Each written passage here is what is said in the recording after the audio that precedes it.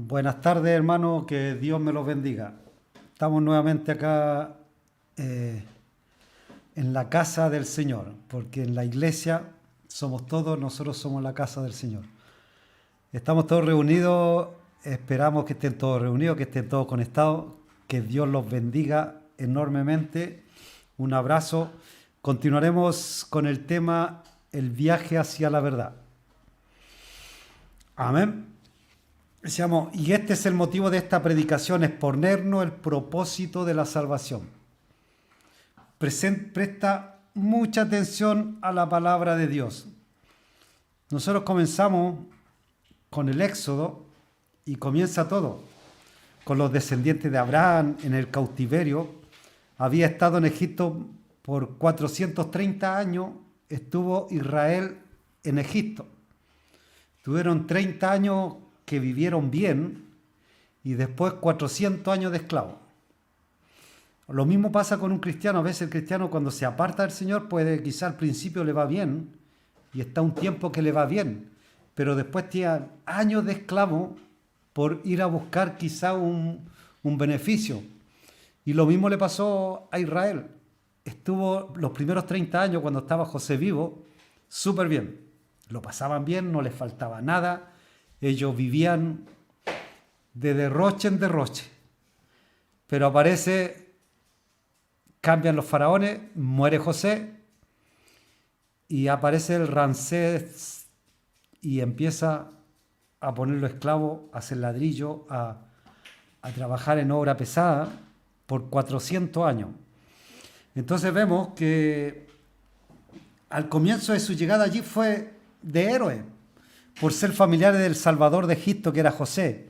Pero con el pasar del tiempo, después que fue muerto el faraón, que era amigo de José, y empieza a gobernar el Ramsés, se vuelven todos esclavos. Moisés, un hebreo, escapó del duro trato siendo un bebé. Acuérdense que yo creo que todos saben la historia de Moisés, cuando lo echan en una canasta, en una cesta de mimbre, y lo tiran al río, lo coge la hija del faraón, y se lo lleva y lo cría en la casa del faraón. Y ahí es criado Moisés en la casa del faraón. Y la hija del faraón lo toma, lo adopta como que si fuera su hijo, o sea, pasa a ser como nieto del faraón. Al cumplir los 40 años, Moisés, no lo olvidemos que Moisés lo crió, lo hizo de niñera la mamá, la madre de Moisés. La misma madre le hizo de niñera. Jocabé. Jocabé se llamaba la madre de Moisés. Entonces, cuando cumple los 40 años, quizás su madre le contó, nos dice cómo se enteró, pero que se enteró, que él era descendiente de Israel. Entonces, pero de alguna manera descubrió su origen y él empezó a tomar conciencia de dónde era él y decidió ser leal a las raíces de él. Entonces, ello le costó el total aprobio de tal manera que él mata a un soldado. Cuando ve que están golpeando a un israelita, él fue y mata a un soldado. Dijo, bueno, maté uno, es uno menos, ya me faltan 9.938,4, ya me faltan menos. Entonces ya me falta menos para sacar el cautiverio al pueblo de Israel. No, él mata a uno y se asusta y sale arrancando. Y se esconde. Quizás dijo uno menos, pero no. Él se asustó y salió huyendo para perderse 40 años. Él había enterado 40 años, después 40 años estuvo perdido en el desierto. O sea, no perdido, él estaba en la casa del suegro, le trabajaba cuidando ovejas. Entonces a los 80 años Dios se revela a Moisés. 80 años. Cuando se encontraba en pleno desierto, cuidando los rebaños de su suegro. Ahí cuando Dios se revela. No sé a qué edad se le ha revelado Dios a usted. A mí a Dios se me reveló hace 10, 15 años, por ahí más o menos. 2002, 2003. Entonces Dios se nos revela a nosotros. O sea, la revelación ocurrió en el monte Sinaí con Moisés. que llamado Horeb, y se llama también el monte de Dios. El Señor se le apareció en una llama de fuego en medio de una zarza. En Éxodo 3 al 4 dice, entonces Moisés dijo, iré yo ahora y veré esta grande visión. Se da cuenta que Dios se le aparece, pero que tuvo que tomar una decisión Moisés, avanzar hacia Dios. Lo mismo Dios nos llama y Dios se nos manifiesta, pero tenemos que tomar una decisión nosotros de avanzar hacia Él. ¿Qué decisión tomó? Por eso que cuando la iglesia a veces hacen el llamado es para que uno tome la decisión de caminar hacia Dios. Y esa es una decisión que todos debemos tomar, porque Dios se nos manifiesta, Dios nos llama, Dios se presenta, pero Dios no se va a manifestar a nosotros hasta que nosotros no tomemos la decisión. Entonces Moisés ve la visión y él dijo, iré yo. ¿Se da cuenta? No dice, va a venir él a mí. No, iré yo y veré esta grande visión. ¿Por qué causa la zarza no se quema? Dijo. Y viendo Jehová que él iba a ver, ¿se da cuenta? Que Dios lo vio, que él venía y lo llamó.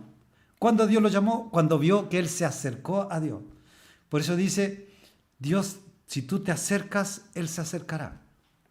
Pero si tú no te acercas, Dios no se va a acercar.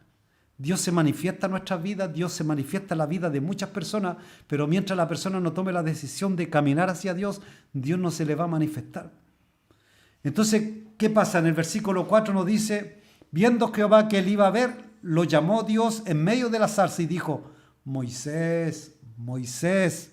Y él respondió, heme aquí. ¿Se da cuenta que es algo que todos nosotros tenemos que decirle, Señor, heme aquí? ¿Qué quieres que haga? Una actitud totalmente de sumiso. No, es que yo quiero hacer esto, yo quiero hacer aquello, yo quiero hacer muchas cosas. No, el Señor dice, ¿qué quieres que yo haga? Moisés se presenta, ¿qué quieres que haga? Heme aquí.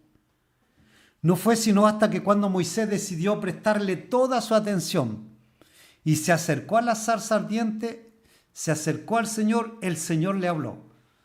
O sea, Dios nos habla cuando nosotros nos acercamos a Él. Muchos dicen, yo quiero que Dios me hable. ¿Cuándo me va a hablar el Señor? El Señor dice, acércate a mí. Yo te voy a hablar, pero acércate a mí. Una vez que el Señor vio que Moisés dejaba su propio camino para acercarse a la zarza ardiente, Dios le llamó y procedió a revelarse a través de su palabra.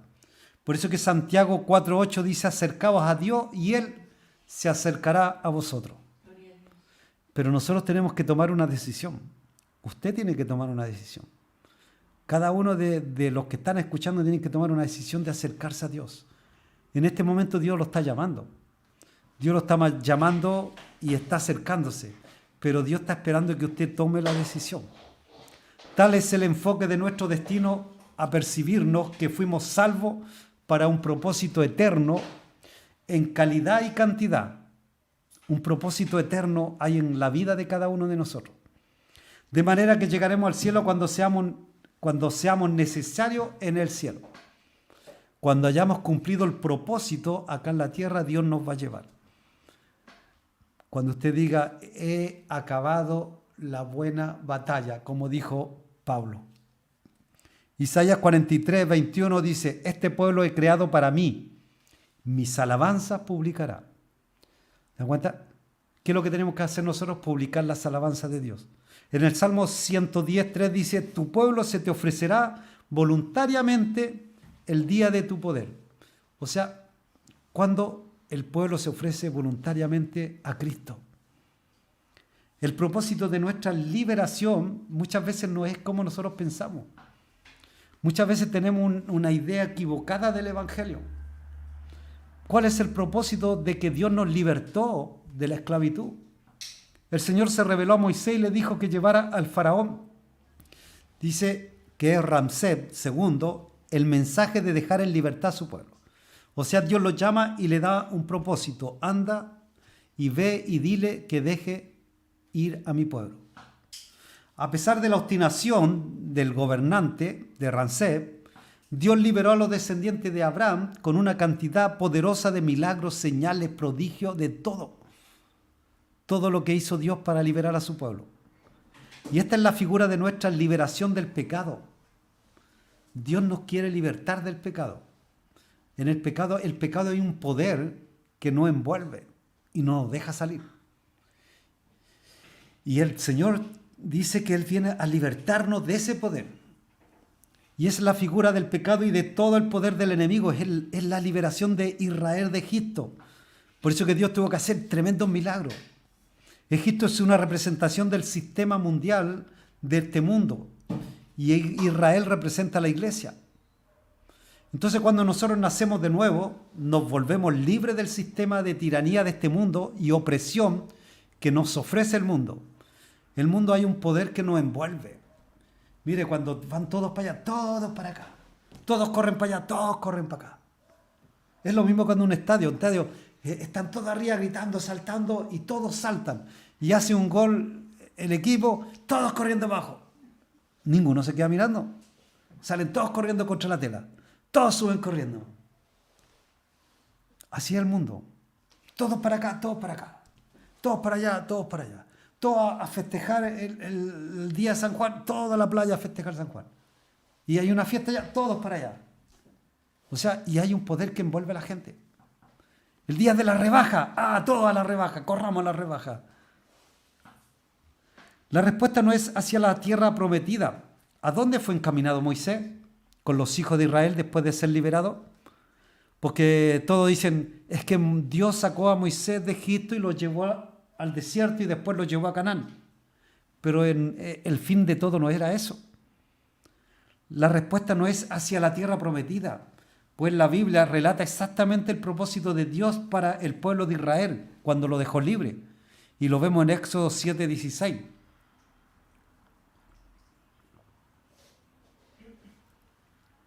Y dice, dile, Jehová, el Dios de los hebreos, me ha enviado a ti diciendo, deja ir a mi pueblo para que me sirva en el desierto. ¿Se da cuenta? ¿Para qué deja libre? Para que me sirva, dijo el Señor. No para que entre en la tierra prometida, no, para que me sirvan. El primer propósito era servir a Dios. Después Dios le iba a dar como bendición a la tierra prometida, pero el primer propósito era el Señor. Debían conocer primero el prometedor y después conocer la tierra prometida. El problema está que muchas veces el cristiano no conoce a Dios, pero está trabajando en la obra de Dios y está detrás de las bendiciones de Dios, pero aún no conoce a Dios. Sin la revelación de Dios, al entrar en Canaán, se verían inmersos en la idolatría. Por eso el propósito de Dios era que ellos salieran de Egipto y conocieran a Dios primero. O sea, Dios nos saca de Egipto, nos saca del mundo y lo primero que debe haber es conocer a Dios. O sea, ¿por qué? Porque mientras no se conozca a Dios, el cristiano no conozca a Dios, va a andar de tumbo en tumbo. ¿Por qué el cristiano peca? Porque no conoce a Dios. ¿Por qué el cristiano no puede dejar de pecar? Porque aún no conoce a Dios. Porque aún no conoce la soberanía de Dios, porque aún no conoce el poder de Dios, porque aún no conoce los atributos de Dios. Sin la revelación de Dios, al entrar en Canaán, estarían todos inmersos en la idolatría. Esto es lo que ha ocurrido en estos últimos 30 años en la iglesia del Señor. Muchos que han sido salvos, el énfasis de su llamado lo ha centralizado en las promesas de Dios. Y todo el centro es las promesas de Dios y la provisión de Dios. Y ahora somos cabeza, no somos cola. Ahora todo es nuestro porque somos hijos del Rey. Y ahora vamos detrás de la bendición. En vez de apercibirse sobre el carácter y la naturaleza de Dios. O sea, vamos detrás de la bendición en vez de ir del que bendice. O sea, todos miramos las manos de Dios, pero no miramos el rostro de Dios. La mayoría de los predicadores han presentado el Evangelio atrayendo a las personas como una oferta de supermercado, prometiéndole éxito en esta vida, mejorar el estilo de vida, seguridad sin límite, o sea, prosperidad, en vez de acercarlo a conocer y a servir al Señor de la gloria. Mensajes positivos y atrayentes reemplazan el verdadero mensaje que puede traer los cambios necesarios para encontrarse con Dios, el Eterno, el Santo de Israel. El problema de hoy es que no conocen a Dios, no conocen ni siquiera la soberanía de Dios. Mire, cuando el cristiano conoce realmente a Dios, deja de pecar. Por eso que el cristiano peca, porque no conoce a Dios. Conocer a Dios en el Sinaí lo cambió Moisés. Conocer a Dios cambió la vida de Moisés, cambió el rumbo de Moisés, quien también sabía que el pueblo necesitaba una experiencia similar. Moisés dijo, se encontró con Dios y mi pueblo necesita lo mismo, necesita encontrarse con Dios. Mire, cuando usted tiene un encuentro con Dios, usted quiere que todos lleguen al encuentro con Dios.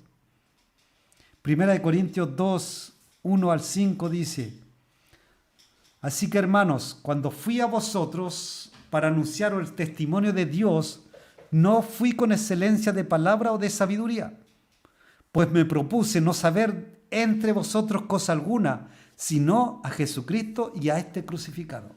O sea, me propuse conocer a Jesucristo y a este crucificado, y no saber nada de ustedes, solamente de Jesucristo. Y estuve, dice, entre vosotros con debilidad y mucho temor y temblor. Y ni mi palabra ni mi predicación fue con palabras persuasivas de humana sabiduría, sino con demostración del Espíritu y de poder, para que vuestra fe no esté fundada en la sabiduría de los hombres, sino en el poder de Dios. Aleluya. Bendito sea el Señor. Amén. Moisés sentía a los 40 años el deseo de liberar a Israel.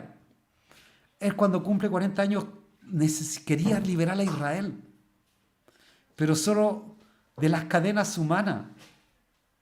Él quiso ir a liberar, por eso que mata al soldado cuando cumple 40 años.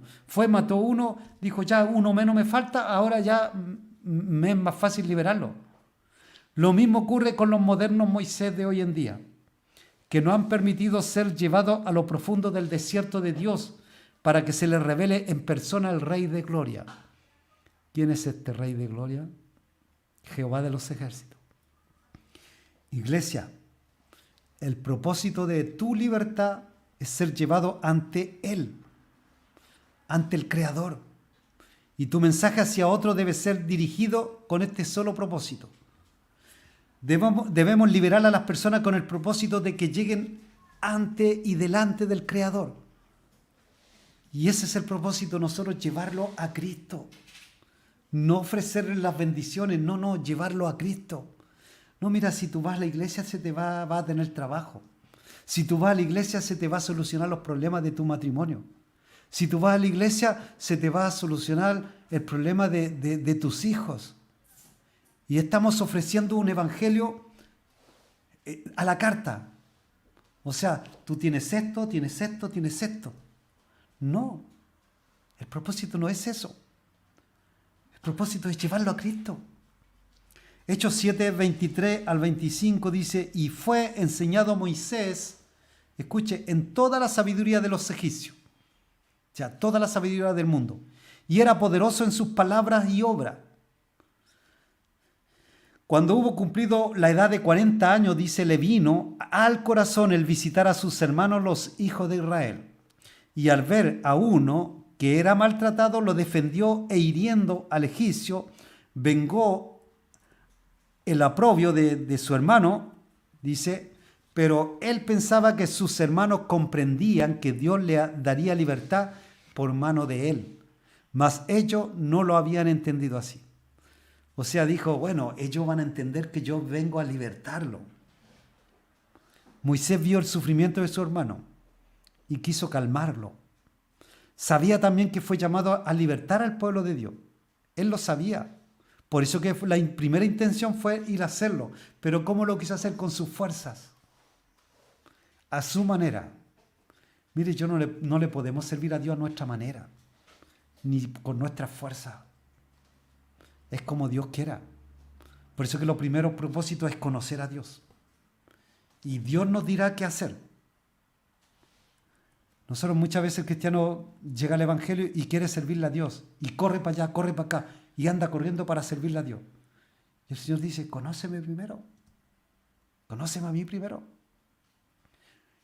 Moisés lo sentía en el corazón, sin embargo, sin la revelación divina no estaba preparado para llevar al pueblo a su destino. Aún no estaba preparado. ¿Por qué no estaba preparado? Porque no conocía a Dios. Conocía el propósito de Él. El propósito era libertar al pueblo, pero aún no conocía a Dios. El liderazgo sin propósito adecuado puede ser más peligroso que la falta absoluta de liderazgo. Por eso que muchos cristianos se desvían por eso, porque quieren correr a hacer el propósito. Moisés era un líder y tenía un propósito, pero este estaba incompleto. Todos los propósitos que Dios tenga con cada uno de nosotros está incompleto mientras no esté lleno de Cristo.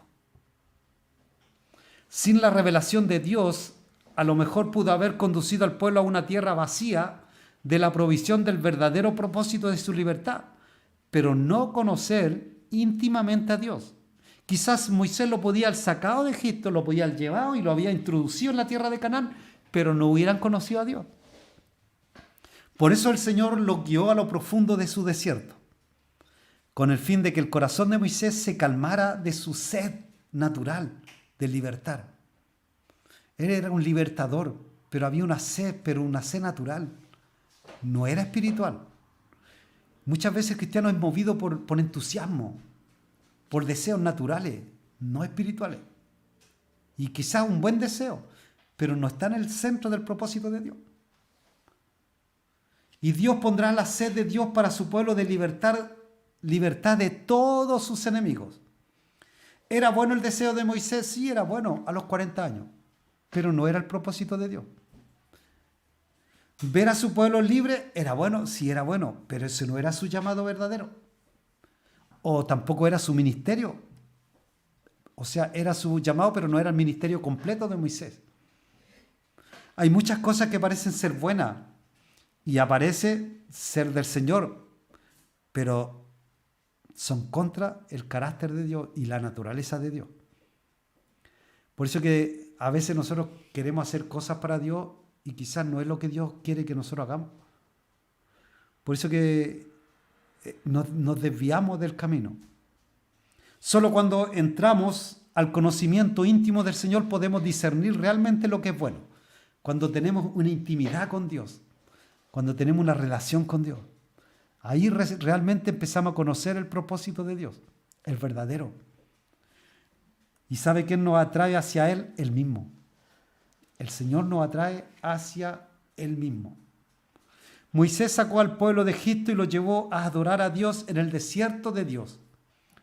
No fueron de inmediato al Sinaí. Les tomó 3 meses hacer un viaje que pudieron haber hecho en 11 días. Dios llevó al reposo sus corazones y así, calmados, revelarse a ellos íntimamente. Mire, cuando llegaron al pie del monte Sinaí, Moisés subió hasta donde estaba la presencia de Dios, atendiendo al llamado del Señor. Y nos dice Éxodo 19:3. ¿Tenemos tiempo? Sí, tenemos tiempo todavía. Y Moisés subió a Dios, dice, y Jehová lo llamó desde el monte diciendo, así dirás a la casa de Jacob y anunciarás a los hijos de Israel. O sea, el mensaje era para la casa de Jacob y para los hijos de Israel. Para todos los emancipados de Egipto, desde las más pequeñas tribus, familias y personas hasta las más grandes. En Éxodo 19:4 también nos dice, vosotros visteis lo que hice a los egipcios y cómo os tomé sobre alas de águila y os he traído a mí.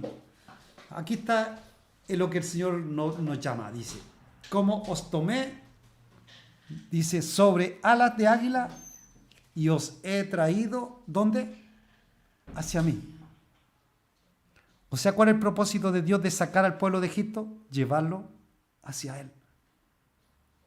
O sea, antes de introducirlo a Canaán, antes de darle la bendición, antes de disfrutar todas las bendiciones, primero tenían que ir a Él. Es la única razón por la que fuimos creados y después liberados del mundo y de todos sus deseos, es que vamos hacia Él. Primera de Juan 2:15 al 17 dice, no améis al mundo, ni las cosas que están en el mundo. Si alguno ama al mundo, el amor del Padre no está en él. Porque todo lo que hay en el mundo, los deseos de la carne, los deseos de los ojos y la vanagloria de la vida no provienen del Padre, sino del mundo. Y el mundo pasa y sus deseos, pero el que hace la voluntad de Dios permanece para siempre. Bendito sea el Señor. Dígalo en primera persona. Diga conmigo, no amo el mundo, ni las cosas que están en el mundo. ni las cosas que están en el mundo. Pues si lo llegara a amar, Pues si lo llegara a amar, el amor del Padre el amor del Padre no podría estar en mí. no podría estar en mí. Porque todo lo que hay en el mundo, Todo lo que hay en el mundo, los deseos de la carne, el deseo de la carne, los deseos de los ojos, el deseo de los ojos, no provienen del Padre, provienen del Padre, sino del mundo. sino del mundo. Y el mundo pasa, Y el mundo pasa, y sus deseos. sus deseos, Yo quiero hacer su voluntad, hacer su voluntad, obedecer su voz, hacer su voluntad, ir hacia Él y así permanentemente. Disfrutaré eternamente de Él. En el nombre de Jesús. Amén. Si usted ha hecho esta oración conmigo, prepárese para este viaje. En este viaje hacia la verdad nos encontraremos con la verdad. Y la verdad nos confrontará de tal manera que nos tomará para siempre y nada nos arrancará de ella. Porque sabe que muchos dicen, es que yo tengo la verdad. No, vente con nosotros, nosotros tenemos la verdad. Y se pelean por decir que tienen la verdad. Y sabe que la verdad es una persona y la verdad nos posee. La verdad nos toma y la verdad nos abraza y la verdad no nos deja ir. En este viaje hacia la verdad nos encontraremos con Él cara a cara. Y la verdad también nos confrontará. Amén. ¿Cuánto le gusta ser confrontado con la verdad? Es difícil porque a nadie le gusta escuchar la verdad. Como decía el pastor Víctor, decía, di la verdad, dice, de mi esposa. Dice que tu esposa es chismosa. Dijo, esa no le gustó nada. Bueno, es la verdad, le dijo. La verdad a nadie le gusta. Adán no fue creado para tener un misterio universal de liberación. No fue colocado en el huerto para construir puentes, ni construir rascacielos ni casa. Adán fue puesto en el Edén para caminar en comunión con Dios, el Dios viviente. O sea, el propósito de Adán era caminar con Dios. Ese era el propósito. ¿Sabe que el propósito de cada ministro es caminar con Dios? Dios lo ha llamado para que usted camine con Él y pueda disfrutarlo. Disfrútelo. Hay muchos que enfatizan los beneficios del reino en vez de resaltar la gloria de Dios y de conocer a Dios. ¿Sabe que lo más importante es conocer a Dios más que todas las bendiciones? Usted puede tener todas las bendiciones en este mundo y se puede ir al infierno porque no conoce al que bendice. Por eso que lo más importante es conocer al Creador. El propósito eterno de Dios para nosotros es derramar su naturaleza en nosotros.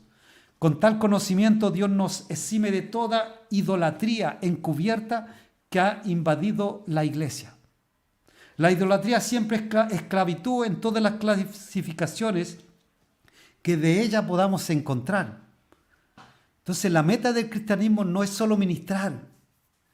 Podemos sanar enfermos, podemos llevar personas a la salvación y no estar en el propósito de nuestra existencia. O sea, ¿cómo dice usted? Dice, ¿cómo yo voy a orar por los enfermos, sanar enfermos, predicar y que se salven y no estar en el propósito de mi existencia? Nosotros vemos el caso de Judas. Judas dejó su trabajo para servirle al Señor. Sanó enfermos, echó fuera demonios. A pesar de todo lo que él hizo, ¿sabe qué? Él está en el infierno. Lo más importante en la meta del cristianismo es conocer íntimamente al Señor. Esa es la meta de todo cristiano. Llegar a conocer al Señor íntimamente. Acuérdese que dice la Biblia, Apocalipsis, cuando se presente delante de Dios, dice, no te conozco. O sea, ¿cuál es su meta? Es conocer a Cristo. Cuando usted llegue, que diga a Cristo, diga, adelante, bendito de mi Padre. Lo más importante del cristiano es conocer íntimamente a Cristo. Para ello fuimos salvados, para conocer a Cristo. Usted fue llamado para conocer a Cristo. Usted fue salvado para conocer a Cristo. Usted fue sacado de las tinieblas y trasladado al reino de la luz para conocer a Cristo. Filipenses 3, 8 al 10 dice, y ciertamente aún estimo, decía Pablo, todas las cosas como pérdida por la excelencia, escuche, del conocimiento de Cristo Jesús, mi Señor. O sea, todo es pérdida con tal de conocer más a Cristo. Por amor del cual lo he perdido todo y lo tengo por basura. ¿Para qué? Para ganar a Cristo y ser hallado en Él, no teniendo mi propia justicia que es por la ley, sino la que es por la fe de Cristo. La justicia que es de Dios por la fe, a fin de conocerle y el poder de su resurrección y la participación de sus padecimientos, llegando a ser semejante a Él en su muerte. Pablo decía, yo todo lo estimo por pérdida con tal de conocer a Cristo. Iglesia, el Señor te dice, de nuestra relación íntima saldrá tu verdadero ministerio. O sea, de tu relación con Cristo saldrá el verdadero ministerio. Amén. No vayas detrás del ministerio, anda detrás de Cristo, que es el que da el ministerio. Muchos cristianos van detrás del ministerio y corren detrás del ministerio, queriendo ser ungidos, en vez de ir detrás de Cristo, y el ungimiento llega solo. No hay que buscarlo. Daniel 11:32 dice, más el pueblo que conoce a Dios se esforzará y actuará. ¿Cuándo? Cuando conoce a Dios. Amén. Jesús habla de ciegos, guías de ciegos. Mateo 15:14. Dice, son ciegos, guías de ciegos. Y si el ciego guiara al ciego, ambos caerán, ¿dónde? En un hoyo o en un pozo. Todos los que buscan sacar a las personas del cautiverio sin primero tener abiertos los ojos para ver, ellos primeramente al Señor, por ello el deseo de Dios. O sea, primero deben de ser abiertos nuestros ojos para poder llevar otros a Cristo. Efesios 1:18 nos dice, alumbrando los ojos de vuestro entendimiento, para que sepáis cuál es la esperanza que aquel os ha llamado y cuál es la riqueza de la gloria de su herencia en los santos. Es solo en su luz que podemos ver la realidad de nuestra existencia. Dice, en su luz veremos la luz. Solamente en su luz. Dice el Salmo 36:9, porque contigo está el manantial de vida. En tu luz veremos la luz. ¿Dónde? En la luz de Cristo. Somos absolutamente ciegos si no tenemos la revelación de Cristo. Quienes nos llegan a conocer íntimamente a Cristo pueden tener buenos motivos y buenas intenciones, pero sin la revelación de Cristo conducirán finalmente a otros a la misma zanja o al mismo pozo a la que ellos se dirigen. Es gran error mantener nuestros ojos puestos solo en las bendiciones del pacto más que en el que bendice. En el Salmo 16:5, el 7 al 9, el 11. Jehová es la porción de mi herencia y de mi copa, dice el versículo 5. Y el 7 dice, bendeciré a Jehová que me aconseja, aún en la noche me enseña mi conciencia. A Jehová he puesto siempre delante de mí, porque está a mi diestra, no seré conmovido. Y el 9 dice, se alegró por tanto mi corazón, y se gozó mi alma, mi carne también reposará confiadamente. El 11 dice, me mostrarás la senda de la vida, en tu presencia hay plenitud de gozo, y delicias a tu diestra, para siempre. Bendito sea mi Rey. Moisés conocía lo que transformó su vida. ¿Usted conoce lo que ha transformado tu vida? Si tu vida ha sido transformada, es porque el Creador te ha transformado.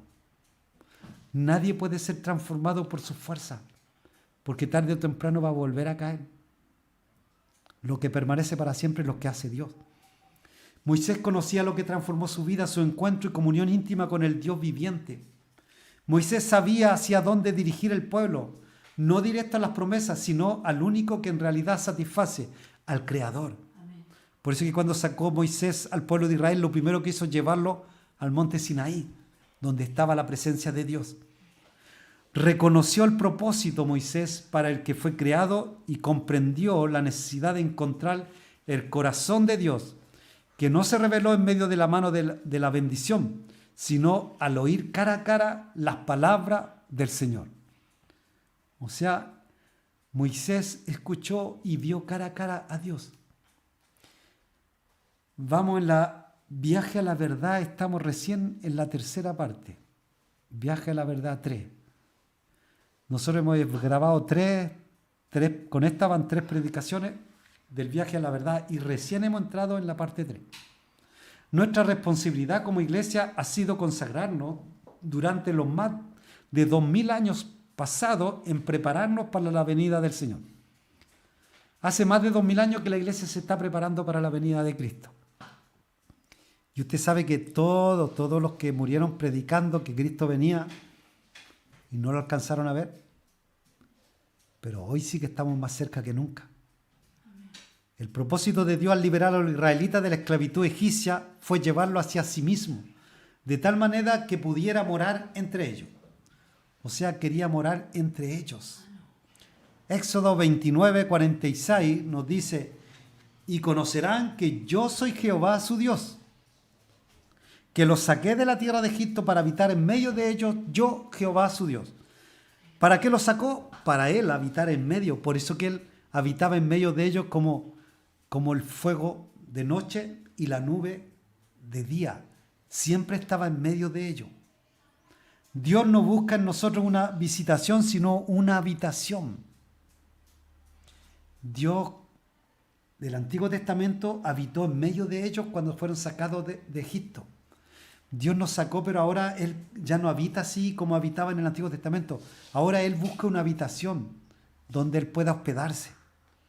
Por eso cuando dice aquí, estoy a la puerta y estoy llamando. Si tú abres, yo entraré. Dios está buscando habitación para quedarse. No sé si usted le quiere abrir su puerta y dejarlo entrar. Primera de Pedro 2, 4, 5 dice, acercándoos a Él,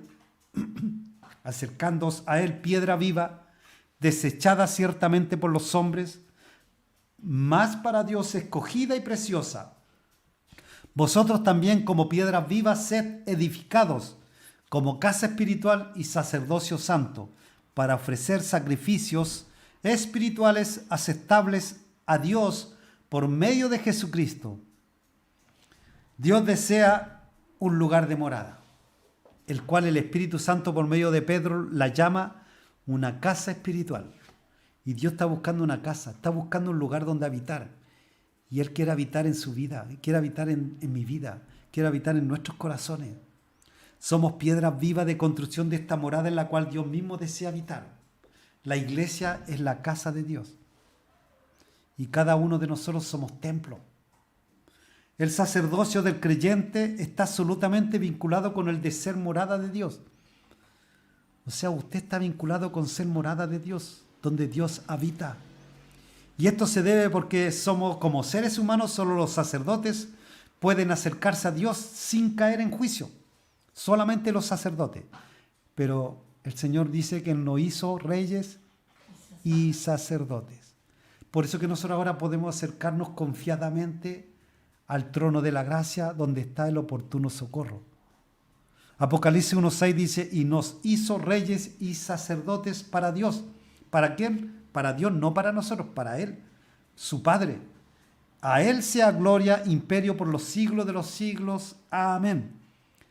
Este es el cumplimiento del propósito de Dios hacia nosotros. En Éxodo 19, 3 al 6 nos dice, y Moisés subió a Dios, y Jehová lo llamó desde el monte, diciendo, así dirás a la casa de Jacob, y anunciarás a los hijos de Israel, vosotros visteis lo que hice a los egipcios, y cómo os tomé sobre alas de águilas, y os he traído a mí. Ahora pues, si diereis oído a mi voz, y guardareis mi pacto, vosotros seréis mi especial tesoro. Escuche lo que dice el Señor. Vosotros seréis mi especial tesoro sobre todos los pueblos, porque mía es toda la tierra, y vosotros me seréis un reino de sacerdotes y gente santa. Estas son las palabras que dirás a los hijos de Israel. ¿Se da cuenta que lo que Dios cumple con nosotros lo dijo en Éxodo? Dios es de idea fija. Él nunca cambia. Tú y yo somos su especial tesoro, su reino de sacerdotes.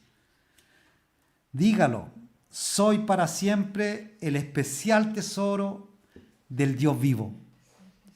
Soy de un reino de sacerdote y gente santa. Créelo. Con esto estamos acabando, que se nos está haciendo la hora. Tenemos para un minuto más. De las numerosas definiciones de un sacerdote, la única que se mantiene sobre todas es que puedes hacer, las que puede hacer es acercarse a Dios para servirlo. ¿Qué es lo que hace un sacerdote? Se acerca a Dios para servir a Dios. No es aquel que dice, Señor, yo decreto, Señor, hace esto, hace esto, hace esto. No, fui llamado para servirlo, no para mandarlo. ¿Quiénes somos nosotros para mandar al Señor que haga lo que a nosotros se nos antoja? Como niños malcriados.